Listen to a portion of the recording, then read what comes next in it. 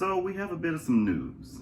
Dior is out here, caught up in some tomfoolery, and we need to talk about it. But first, probably like, who the hell is this? I don't know who you are. You just came up randomly in the video suggestions. I just clicked on you. I didn't know what was going on. But let me tell you who I am. I am Staccato Luvic. Let me try this again. Okay, there it is.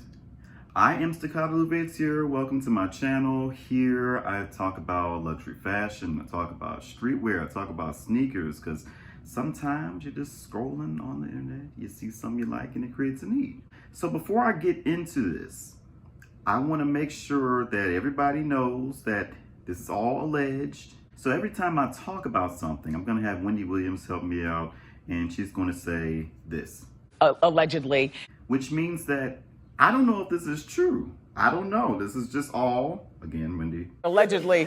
But let's get into it. Okay, so apparently Dior works with a certain manufacturer, and Allegedly. they have some bad workers practices, such as letting people work for extended amounts of hours without breaks.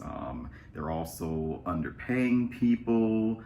They're also letting people live in the manufacturing facilities so they can work longer hours without as many breaks. So if I'm living at the place, like if I'm living at my place of employment, I can just wake up and immediately go to the sewing machine and just get sewing.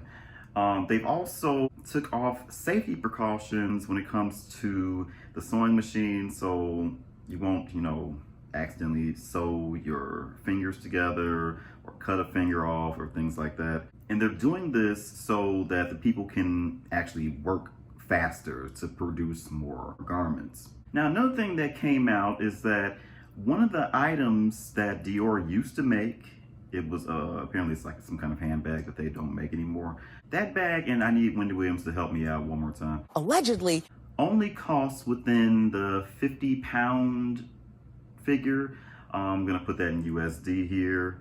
They were, again, Wendy, help me out. Allegedly. Selling said item in the 2,000 pound range. I'm gonna put that figure in USD as well. It has caused quite a stir in the realm of luxury fashion, content creators, social media, all those things. Journalism, all those things. But I'm gonna say this. Okay, so I'm a person that likes luxury, but I'm also very self-aware. At least I like to think I am. And I understand that those items that are like, if I pay for a jacket and my jacket is $1,000, I know damn well my jacket does not cost $1,000 to make. I know it doesn't cost $500 to make. I know it doesn't cost $250 to make. I know that when I pay for this $1,000 jacket, I know I'm paying for the brand. I'm paying for the heritage behind it. I may be paying for certain materials. I may be paying for like the overall boutique experience. If I'm going to the boutique, you may have some champagne while you're waiting for your items. You may have some sparkling water. I'm paying for the overall experience. I'm paying for exclusivity probably. I may also be paying for a class signifier. So if I go about the world wearing said $1,000 jacket, everybody knows that it's a certain brand and that I paid this much money for it. That's a lot of times what people are paying for when it comes to luxury items. I think everybody within this space should be kind of self-aware that, our items aren't really worth the price we pay. I mean, even when it comes to something as coveted as Birkin bags, it does not cost $20,000 for a Birkin bag, to make a Birkin bag, I should say. It doesn't cost that much. It probably costs a couple $100s to make with materials and labor, maybe, I don't know. But I think we're all self-aware enough to know that these items are not worth exactly the price we're paying. I mean, people have to get a profit in some kind of way, right? But something I would think would come with the price tag of $1,000 for a jacket would be, workers having fair wages, a living wage at that. working conditions would be fair and adequate. You know, you can get your 30-minute break in your 2:15s. Like, these are things that I expect when I buy luxury fashion. This is one of the reasons I do purchase luxury fashion, because I understand that more likely than less, there's a lot of exploitation when it comes to fast fashion. Again, Wendy, help me out. Allegedly. If I'm paying $10, $5, $1.50 for a t-shirt, there's most likely some kind of slave labor or like sweatshop situation going on, and I don't want to be a part of that. I don't want that on my conscience, and just overall, I'm very pro-labor. So when I hear that a luxury fashion brand is, Wendy, help me out, Allegedly. doing the same thing as any other fast fashion brand, I kind of think to myself like, okay, what am I actually paying for? I know I'm paying for the name and things like that. I know personally, I just like the items that I purchase. I like the quality involved with them. I like the innovative design a lot of times with it.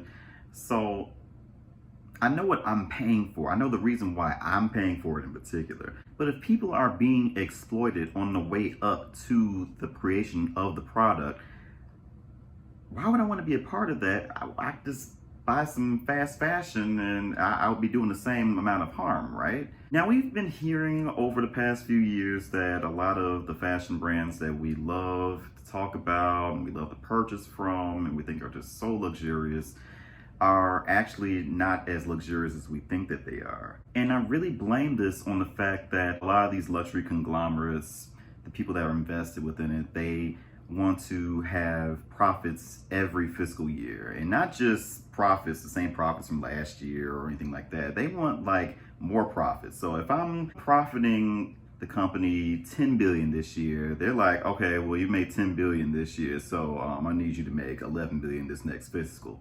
And matter of fact, let's lower the quality and let's get 22 billion in the next fiscal. Just cut little corners here and there. And in a weird way, I feel like that's better. Oh, that sounds terrible to say.